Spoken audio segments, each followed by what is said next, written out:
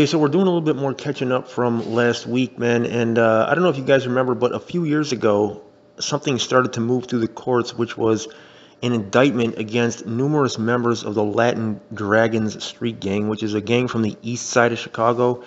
It's like way over on that far east side, man. And also, I think in northwest Indiana, I'm pretty sure too, they got a presence over there, man. So the thing about this gang and about that whole area, this is a little bit different dynamic than you have like in the city of Chicago parts that I normally cover. Okay, most of the parts that I cover, Inglewood, Garfield Park, and stuff like that, you're talking about like these neighborhood sets where there's not really that much structure. You know what I'm saying? Everybody's kind of on the same level. You might have one guy that kind of like is a plug for a few other guys, and he might have some type of influence over like a few guys here and there. But there's no like, big gang structure with leaders and stuff like that. But over east, man, you see a lot of these like RICO charges coming down, and a lot of indictments and a lot of charges that have to do with being part of an organization with a structure in it. Okay, so the Latin Dragons, first of all, don't get them confused with the Insane Dragons. That's a different gang. The Insane Dragons is from the west side of Chicago. Okay, I think they're like in the Humboldt Park area. I actually ran into one of those guys one time, like right after I started my channel. I was over at Golf Mill Mall out in the suburbs, man. I think it's in Niles. And mall was about to close. I was walking down, and I had just interviewed some Latin Kings on my channel, and somebody stopped me.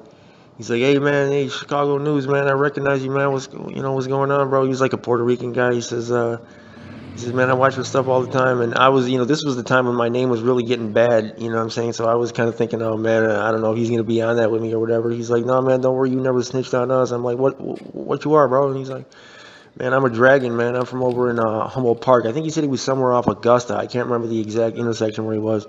And I was just about to do an interview with some kings over in the Humboldt Park area. I told him, I was like, "Man, I was just about to do this interview with these kings." He's like, "Man, not in our neighborhood, you ain't." I was glad he ran into him, man, because, you know what I'm saying, I was about to go over there with those guys. But apparently they still have a presence over there on the west side. I don't know too many of them. You know what I'm saying? It's not a real big gang. It's not like the Kings or, you know what I'm saying, the MLDs or something like that. It's like more of a pocket neighborhood type gang. But that's the Insane Dragons. They're part of the Insane family. But the Latin Dragons is on the east side. Okay, so remember, Insane Dragons west side, Latin Dragons east side. Okay, so this is two totally separate things, and I'm pretty sure this is before I was born, but I'm pretty sure they started in the 70s. Okay, and their main ops, I think they switched alliances, if I'm not mistaken. Correct me if I'm wrong about that, but I think they switched from People Nation to Folks Nation, and this is one of the only gangs that I can think of to do this. I just never really heard of other gangs doing that much. You know what I'm saying? I mean, switching from like the 5 to the 6. So this was like all the way back in the day, though, like when I was like a baby. So correct me if I'm wrong. Anybody who knows the history, I'm pretty sure they switched alliances. I'm talking about the Latin Dragons now. So, these guys are all the way over in that far east side over by like I think 87th and Escanaba is where they started off, if I'm not mistaken. But to this day they still have wars, I think, with the Kings. But all the wars that they have going on, I'm not sure. But anyways, man, there was an indictment that came down against them a few years ago, and the conclusions to this indictment are coming out one after the next, and we had another one last week. So the former enforcer of the Dragons from Hammond, Indiana, and again, this is right across the border from the east side of Chicago, and he is from Chicago. He's pleading guilty to being a street gang enforcer in both northwest Indiana and in Chicago. He is 46 years old, and he appeared last week before a judge. He admitted that he is guilty of federal racketeering for his role in the Latin Dragon Nation, which is a Chicago-based street gang which also operates in Hammond and other parts of that northwest Indiana, East Chicago region. So he recently signed an agreement with the U.S. Attorney's Office giving up his right to a jury trial in return for a prison sentence of 17 years. Now, bear in mind, there's no murder on this guy, okay? He just pled out for 17 years. He didn't snitch on anybody, okay? But this is the type of sentence that you're getting just for being part of the organization, basically, and like, racketeering, being part of like all the orchestration of the gang's activities, man. So the U.S. Attorney's Office also agreed to dismiss a drug possession charge now pending against him. He could have faced a longer prison term if he had been convicted of both felony counts by a federal jury. So he's one of more than a dozen indicted 2 years ago on allegations that they were involved in years of drug and firearms trafficking, and some of murdering rival gang members. This guy is not one of those accused of murder, though. He admitted as part of his plea agreement that he authorized the beating of people who violated Latin Dragon's gang rules. So that's what guys refer to as a violation. And this violation stuff is a tricky thing, man. Now, I had interviewed some guys from the West Side not too long ago. Well, no, this was about 3 years ago now. And they were talking about the whole thing of violations with the black gangs versus Hispanic gangs. And they were saying that black gangs don't even really do violations anymore, at least not out west. And to be honest with you, that's, as far as I know, true. I haven't heard of that happening the last few years, at least. But the Hispanic gangs, a lot of them, men, they still do violations. Now, this becomes a tricky thing because a lot of guys, you know, they might feel some type of way about it after their own gang beats them up. And this has happened before. There's been guys who have gotten violations, okay, who have then retaliated against their own gang and killed their own homies because they felt some type of way about the fact that they had to get this violation.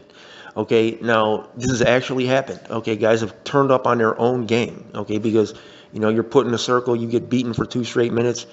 You know, some guys, they just don't like that, okay? And then they'll actually seek revenge against their own homies. And this goes back to what I've said a million times about the whole, you know, gang family thing being like all a facade and it's all fake. It's not really a family, dude. I mean, this kind of thing happens all the time. Dudes turn on each other. And, you know, also, too, sometimes with these violations, dudes will record it and then they'll start, like, sharing the videos, you know what I'm saying, like, basically humiliating and embarrassing their own homie that just got this violation. It's like, okay, I understand that he's, you know, he broke the gang's rules or whatever. He's got to take this punishment. But then to go to the extra step of actually embarrassing him, putting it on social media and sharing the video of him getting whooped, like, that's just foul. You know what I'm saying? But this happens. Like, gangs do this to their own quote-unquote brothers. You know what I'm saying? This is what I'm telling you guys, man. All you shorties out there, man, you guys got to hear what I'm saying, bro. This thing is fake, man. But anyways, that's part of the violations thing. But this guy was ordering violations. And he admitted to also traveling to Hammond, Indiana in November of 2013 armed with a 9mm handgun, which was in violation of federal law because he was on parole in Illinois for an earlier murder for the Latin Dragon. So he also admitted that he drove his 24-year-old son and his co-defendant from Hammond to Chicago in 2017 to retaliate against a rival gang. So he actually took his own son on a drill. Yes, he took his own son on a drill. Now, most gang members that I know, man, they don't want their kids to have nothing to do with this. You know what I'm saying? That, like, they don't want their kids to have nothing to do with this. But, you know, I grew up around guys who were, like, Italians on the Northwest side, you know what I'm saying? And a lot of these guys, a lot of the Italian guys, you know, they had a rule that you got to be 100% Italian to be part of the mob or whatever, okay? So these guys would deliberately marry non-Italians. They would marry Irish girls or they would marry some other ethnicity of girls, you know what I'm saying, so that their kid couldn't join the mob because they did not want this for their kids. You know what I'm saying? Gotti was like one of the only ones, and actually Sammy Gravano tells a story about how when Gotti Jr. was made, the Gotti Sr. was talking about it at some meeting with the other mob bosses, with like the other heads of the families, and Vinny Gigante says, I'm sorry to hear that. You know, he's like, I'm sorry to hear that. Like, this is bad news. And Gotti was talking about it like he was proud of it or something. You know what I'm saying? And Gigante's like, oh, I'm sorry to hear that. Like, because to everybody else in the room, this is like, man, your kid joined this? Like, this is bogus. Nobody wanted their kid to be in it.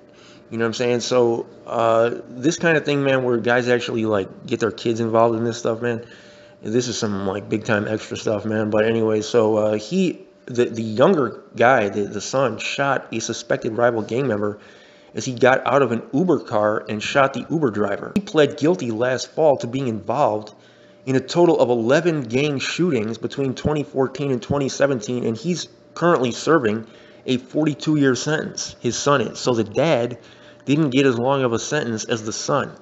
Okay, so, you know, I wonder if the son would have gotten involved in this if his dad wouldn't have been in it. You know what I'm saying? I mean, we always talk about, like, having one's dad in one's life as being something that can prevent one from getting involved in gang activity, but sometimes it's the opposite. You know what I'm saying? Sometimes as bad, okay? And as females, okay, and I'm not putting the blame on the females, okay, but again, this goes back to what I've said a million times about these high school girls, man. You know, when a lot of them start having kids and stuff, they choose these gang members to have kids with, okay? Now, they're in high school. They're all, you know, infatuated with these dudes. They're street dudes. They're tough, you know what I'm saying? And this turns these girls on. you're not going to be turned on when your kid is serving a 42-year prison sentence for shooting somebody, you know what I'm saying? And you never get to see your kid basically again. You know what I'm saying? You got to think about this like ahead of time, man. 5 other Latin Dragon members named in the indictment already have been convicted and sentenced to prison. So those investigating the Latin Dragons include the FBI, the ATF, Chicago, Cook County, and Bartlett and Calumet City, and Illinois police, as well as Indiana's Hammond, East Chicago, Merrillville, Hobart, Lake County Sheriff's Department. So, you know, when the feds are after you, man, it's a whole different ballgame. And we had another guy, okay, member of the Latin Dragons, who was just sentenced to 240 months in prison, man. So this is a guy also from Hammond, Indiana. Well, the other guy was from Chicago, but, you know, he was dealing with this case in Hammond. But this guy is from Hammond. This guy's 28, and he's from Gary, Indiana. He was sentenced by United States District Court judge to 240 months imprisonment following his guilty plea to conspiracy to participate in racketeering activity as a member of the Latin Dragons Nation street gang. And according to documents in the case, he had been associated with the Latin Dragons since approximately 2009, and he engaged in drug trafficking and possessed a firearm as a member of the gang. So in 2012, he gave another Latin Dragon member access to a firearm, which was used to kill another individual in Chicago. In 2015 in Chicago, he was involved in a drive-by shooting incident, which resulted in the death of a passenger in his vehicle when the rival gang returned fire. So in this case, a total of 19 members and associates have been charged with racketeering conspiracy for their participation in Latin Dragon Nation activity.